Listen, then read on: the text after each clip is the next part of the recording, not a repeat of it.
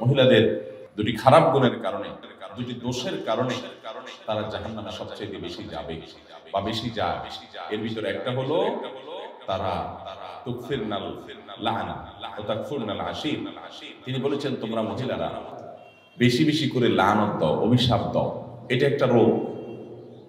কথায় কথায় এটা পুরুষের মধ্যেও আছে এই রোগ, কিন্তু নারীদের মধ্যে স্পেশালি বিশেষভাবে এই দোষটা অনেক বেশি, যে কথায় কথায় লানত দেওয়া, চট করে রাগ হয়ে স্বামীকে, বাবাকে, সন্তানকে, ছেলে মেয়েকে, সংসারকে, এটাকে সেটাকে অভিশাপ দেওয়া, বদদোয়া করা, গজব দেওয়া, ঠাড়া দেওয়া, এরকম খারাপ উক্তিগুলা, অভিশাপগুলা বেশি বেশি দেওয়া, এটা জাহান্নামে যাওয়ার কারণ। আর আরেকটা হলো তাকফুরনাল আশীর, স্বামীর নাশকরি করা। পুরুষদের মধ্যেও এই রোগ আছে। পুরুষও নাশকরি করলে তার ঠিকানা জাহান্নাম হবে, এতে কোনো সন্দেহ নাই। অনেক পুরুষ আছে যে তার মহিলা, তার স্ত্রীর সাথে তার সম্পর্ক ভালো, স্ত্রী সব দিক থেকে ভালো, একদিন একটু উল্টাপাল্টা হলে সে সাথে সাথে সারা বছরের সকল অবদানকে অস্বীকার করে। সারা বছর বেচারি যে ভালো ছিল এটা আর স্বীকার করে না। একদিন তরকারিটা খারাপ হলে আর 10 দিন যে ভালো হয়েছে ওটার কথা সে ভুলে যায়। এরকম নিমক খারাপ পুরুষও আছে। কিন্তু নবী করিম সাল্লাল্লাহু আলাইহি ওয়াসাল্লাম এই হাদিস থেকে বোঝা যায় যে আমাদের মা বোনদের মধ্যে এই রোগটা তুলনামূলকভাবে বেশি, যে তারা পুরুষদের বিশেষ করে তার স্বামীদের তারা নেয়ামতকে অস্বীকার করে ফেলে খুব তাড়াতাড়ি। আর এটি তাদের জাহান্নামে যাওয়ার অন্যতম কারণ। এই জন্য আমাদের মা বোনদের জন্য এই দুটি অ্যালার্মিং পয়েন্ট, যে আসুন আমরা কোনো অবস্থাতে আমাদের সন্তানরা, আমাদের স্বামী, আমাদের মা বাবা, সংসার বা অন্য কোনো কিছুকে আমরা গালিগালাজ করা, বদদোয়া দেওয়া, ঠাড়া দেওয়া, আপনার অভিশাপ করা, আল্লাহ লানতের কথা বলা, এগুলো আমরা কখনো করবো না। এরপরে সাবধান থাকবো। আর দ্বিতীয়ত হলো আল্লাহ তাআলা স্বামীর সংসারে যতটুকু আপনাকে নেয়ামত দিয়েছেন এতটুকুর জন্য আল্লাহ শুকর আদায় করবেন, নাশকরি করবেন না। জীবনে তোমার সংসারে এসে কি পাইলাম?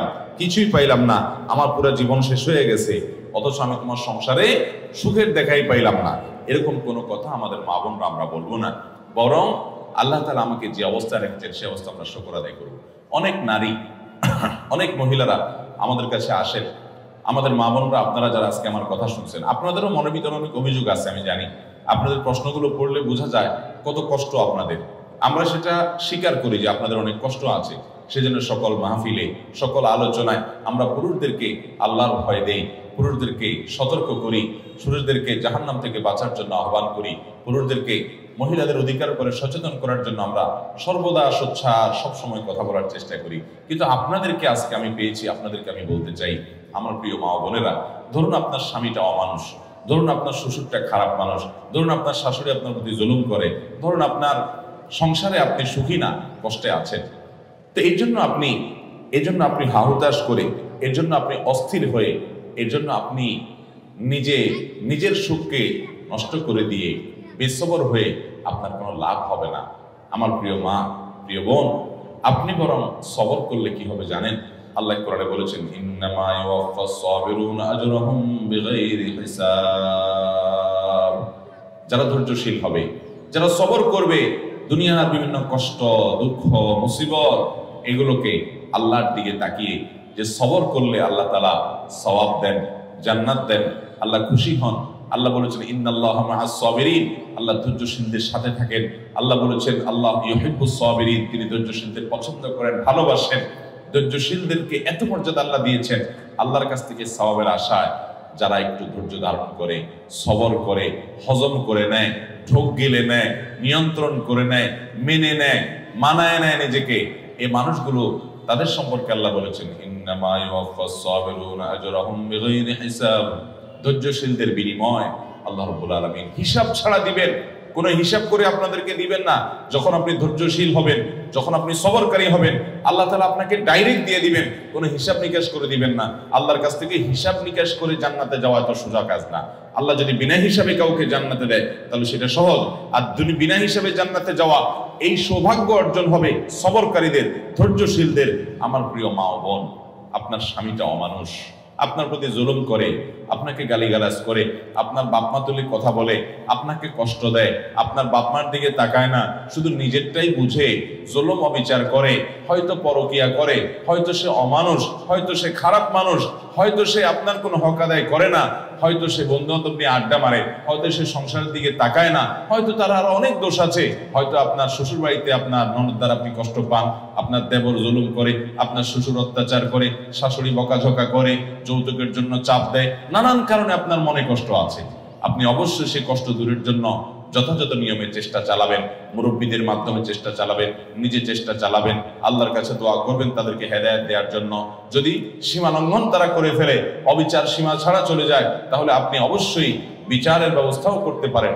30 বছর জুলুম সহ্য করেছেন, 40 বছর সংসারিক জীবনে জুলুম সহ্য করেছেন। এই তো আমার কাছে এমন নারীও এসেছেন, এসে মনের দুঃখে ফোনে এক ভদ্র মহিলা আমাকে বললেন যে হুজুর, মানুষের জীবনে দুঃখ থাকে একদিকে, আমাকে আল্লাহ সব দিক থেকে দুঃখের মধ্যে রেখেছেন, পরীক্ষার মধ্যে ফেলেছেন। কিভাবে? বললেন যে বাবার বাড়িতে কোনো ঠিকানা নাই যাওয়ার, এবং সেখানে থাকার কোনো ব্যবস্থা সুযোগ আমার নাই। স্বামী আমার অমানুষ যত রকম হতে পারে, পরকিয়া শুধু করে না, আমার ঘরে অন্য মেয়েদেরকে তাদের সাথে হারাম সম্পর্ক করে। একজন নারীর জন্য এটা কত বড় বেদনা। শুধু আমার ঘরে না, আমার কক্ষ থেকে আমাকে বের করে দিয়ে সেখানে সেটা দখল করে সে। এটা যে একজন মহিলার জন্য কত কষ্টের হুজুর, সেটা আপনাকে বলে বোঝানো যাবে। এরপরে বললেন যে আচ্ছা ভালো, স্বামীটা খারাপ গেল, আমি সবর করলাম, আমার ছেলে মেয়ে বড় হয়েছে। দুঃখের বিষয় হলো সেগুলোও অমানুষ, একটা আমাকে দেখতে পায়, আমার গহনাগুলো নিয়ে চুরি করে বিক্রি করে ফেলে। ওরা দেশের বাইরে থাকে, ওদের টাকা পয়সার অভাব নাই, কিন্তু আমাকে মা হিসাবে তারা স্বীকৃতি পর্যন্ত দেয় না। এরকম স্বামী অমানুষ, সন্তানরাও অমানুষ, বাবার বাড়িতেও যাওয়ার জায়গা নাই, এরকম একটা জনম দুঃখী মানুষ আরেকটা আছে কিনা সমাজে আমি জানি না। ভদ্রমহিলা মনের দুঃখ আমাকে কথাগুলো বলতেছিলেন। ভাইরা আমার, আমি তাকেও বলেছি, বোন, আমি আপনার কষ্ট বুঝতে পেরেছি। আল্লাহ তাআলা আপনাকে ধরুন জনম দুঃখী করলেন, চিরদুঃখী করলেন, কোনো দিক থেকে আপনার সুখ হলো না। এরপরও আপনি যদি এইভাবে চিন্তা করেন যে আমার সকল দুঃখের বিনিময়, সারা জীবনের দুঃখের বিনিময় আল্লাহ তাআলা যদি আমাকে জান্নাতটা দিয়ে দেন, এটা থেকে লস প্রজেক্ট হবে ব্যবসা নাকি লাভের হবে? কেমনে লাভে হবে বলেন তো? কারণ আমি কষ্ট করেছি 30 বছর বা 40 বছর, এর বেশি তো না।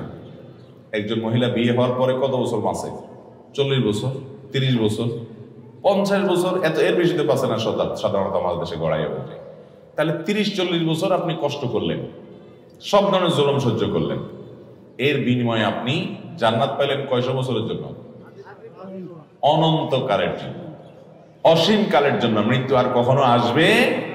তাহলে 30-40 বছরের কষ্টের বিনিময়ে যদি অনন্তকালের চিরসুখ পাওয়া যায়, লাভ হলো না লস হলো?